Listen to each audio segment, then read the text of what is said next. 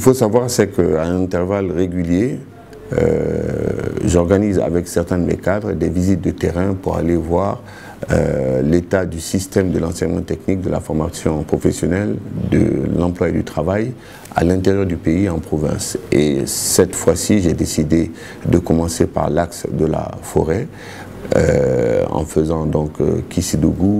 Farana, Kissidougou, Massanta et Zérékoré, afin de voir d'une part dans quel état se trouvent mes écoles, quelles sont également les difficultés auxquelles sont confrontés les enseignants, l'encadrement,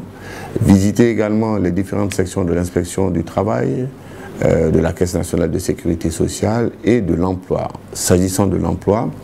vous avez des agences décentralisées de l'Agence guinéenne pour la promotion de l'emploi, avec de nouvelles maisons de l'emploi et des compétences qui viennent d'être dotées de matériel informatique et d'équipements pédagogiques pour accompagner les demandeurs d'emploi. Donc je vais livrer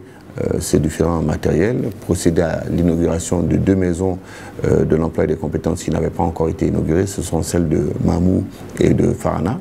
Et ensuite également, je me suis proposé, comme je m'y étais engagé, de faire 2 séances de formation à Kissidougou et à Massanta aux techniques de recherche d'emploi. À Zérékoré, ça sera une conférence sur le marché de l'emploi en Guinée. Donc c'est une tournée qui me permet de coller aux réalités du terrain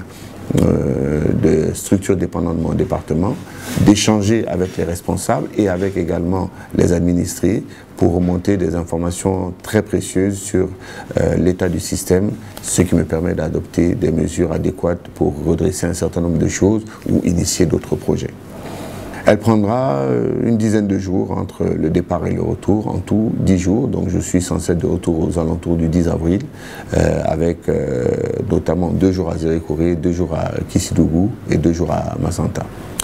Déjà que les populations locales, les jeunes notamment, soient dotés de nouvelles maisons de l'emploi et des compétences, dotées de nouveaux équipements et de nouveaux outils qui leur permettent d'améliorer leur employabilité et d'être plus compétitifs sur le marché de l'emploi.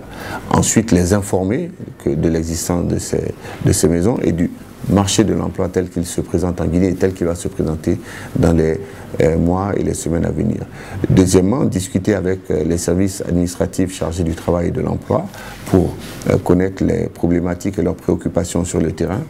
et également faire la même chose avec mes écoles, les différents centres de formation professionnelle, les écoles normales d'instituteurs, les écoles de santé qui sont implantées dans chacune de ces villes pour faire un état des lieux et continuer ce travail de rapprochement entre les préoccupations des responsables de ces écoles, de ces structures et les possibilités dont dispose le département pour leur venir en aide. Merci.